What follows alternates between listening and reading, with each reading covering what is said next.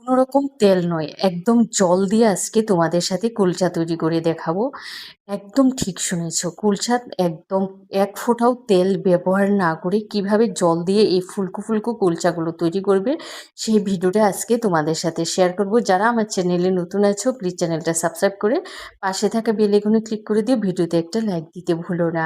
তো এখানে নিয়েছি আমি আটা, আর নিয়েছি এখানে আমি কিছুটা অল্প পরিমাণে নিয়েছি তোমার ওটসের পাউডার। এবার ওর মধ্যে দিয়ে দিচ্ছি 1 টেবিল চামচ চিনি, স্বাদ মতো দিয়ে নুন। তারপরে এখানে এগুলো শুকনো উপকরণগুলোকে ভালো করে মিশিয়ে নেব। মিশিয়ে নেওয়ার পরে এখানে আমি 3 টেবিল চামচ টক দই দিয়েছি। ওই ধরো 100 গ্রাম টক দই দিয়েছি। কুলচাতে না টক দইটা দিয়ে অবশ্যই তৈরি করবে। তারপরে সামান্য একটু দিয়েছি বেকিং সোডা, হাফ চা চামচ দিয়েছি বেকিং পাউডার। এবার 1 টেবিল চামচ জল দিয়েছি, তাহলে বেকিং সোডার বেকিং পাউডারটা অ্যাক্টিভেট হবে। যখন একটু ফুলে উঠবে তারপরে হাত দিয়ে ভালো করে মেখে নেব। মাখতে মাখতে খেয়াল রাখবে, যদি জলের প্রয়োজন হয় তাহলেই জল দেবে, না হয় না। তো আমার আর জলের কোনো কিছুই প্রয়োজন হয়নি, তো আমি পুরোটাই দই দিয়ে মেখে 15 মিনিটের জন্য রেস্টে রেখে দিয়েছি। 15 মিনিট পর আবারও হাত দিয়ে একটু ভালো করে মেখে আমি এখানে 4টে লেচি কেটে নিয়েছি। কুলচাগুলো একটু লেচি ইয়েটা বড় বড় রাখবে, একটু বড় করবে, একটু ভারী ভারী হয় কুলচা। তারপরে একটা লেচি নিয়ে একটা বাটির মতো করে আলুর পুর দিয়েছি। আলুর পুরটা তৈরি করছি সেদ্ধ আলু, ভাজা শুকনো লঙ্কা আর চাট মশলা, লবণ এই দিয়ে কিন্তু আমি পুরটাকে তৈরি করে নিয়েছি, আর সামান্য একটু তেল দিয়েছি। এবার দেখো বলের মতো করে ওর মধ্যে একটু ধনেপাতা দিয়েছি। আমি বেশ অনেকটা পরিমাণে ধনেপাতা দিয়েছি, কারণ ধনেপাতাটা আমার ভীষণ ভালো লাগে। তারপরে সাদা তিল, কালো তিল এগুলোকে দিয়ে তারপরে বেলে নেব। তোমাদের কাছে তিল না থাকলে সেক্ষেত্রে কালো জিরেও দিতে পারো বা এমনিতেও তৈরি করতে পারো। তো দেখো আমি না লম্বা করে বেলে নিয়েছি, তোমরা তোমাদের পছন্দ মতো গোল করেও বেলে নিতে পারো। এবার যে প্যানে তৈরি করব সেই প্যানে একটু জল দিয়ে জলটাকে ফুটিয়ে নিয়েছি।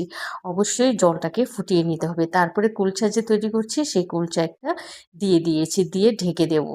ওই তোমার 1 মিনিটের মতো ঢেকে দেব। 1 মিনিট পর ফিরে এসেছি, দেখো কুলচাটা কিন্তু একটু ফুলে ফুলে উঠেছে আর উপরে সুন্দর একটা কালারও এসছে। একদম মিডিয়াম হিটে করবে। আর ওই যে সাইডে একটু লেয়ার আছে না, এটা জলের জন্য হয়েছে, এটা কোনো সমস্যা নেই। তারপরে এভাবে উল্টে পাল্টে 2 থেকে 3 মিনিট লাগে একটা কুলচা তৈরি হতে। তো দেখো একটা তৈরি হয়ে গেছে, আবারও সেই একই পদ্ধতিতে জল দেব, জল দিয়ে তারপরে ঢেকে দেবো। তোমরা দেখতেই পাচ্ছ কুলচাগুলো কিন্তু অনেকটাই ফুলে ফুলে উঠেছে, আর এতটা নরম হয় কুলচাগুলো, খেতেও কিন্তু দুর্দান্ত লাগে। তোমরা দোকানে না কিনে এই সহজ পদ্ধতিতে একদম তেল ছাড়া, তাও আবার আটা আর ওটস দিয়ে তৈরি করা কুলচা খেতে যে কি সুন্দর হয়। তোমরা যারা ওটস খাও তাদের জন্য তো ভীষণ প্রিয় একটা খাবার। তোমরা অবশ্যই এভাবে একবার কুলচা তৈরি করে খেয়ে দেখো, কোনো রকম তেল বাটার ঘি কিচ্ছু লাগবে না। এভাবে শুধু জলে সেদ্ধ করেই কুলচাটা তৈরি করে নিও, দেখবে দুর্দান্ত হয় খেতে। একদম হেলদি একটা রেসিপি। তোমরা জলটা শুকিয়ে যাওয়ার পর না আরও 1 মিনিটের মতো তোমরা উল্টে পাল্টে ভেজে নেবে, তাহলে উপরে সুন্দর একটা কালারও আসবে। তো দেখো এভাবে আমি সমস্ত কুলচাগুলোকে তৈরি করে নিয়েছি। ভিডিওটা ভালো লাগলে তোমরা তোমাদের আত্মীয় স্বজন বন্ধু বান্ধব সবার সাথে বেশি বেশি করে শেয়ার করে দিও। আর কতটা সফট হয়েছে আমি তোমাদের খুলেও দেখাচ্ছি। একদম নরম তুলতুলে হয়েছে কুলচাগুলো। তোমরা ভালো থেকো, সুস্থ থেকো, আবারও দেখা হবে নতুন ভিডিও নিয়ে। আজকের মতো টাটা।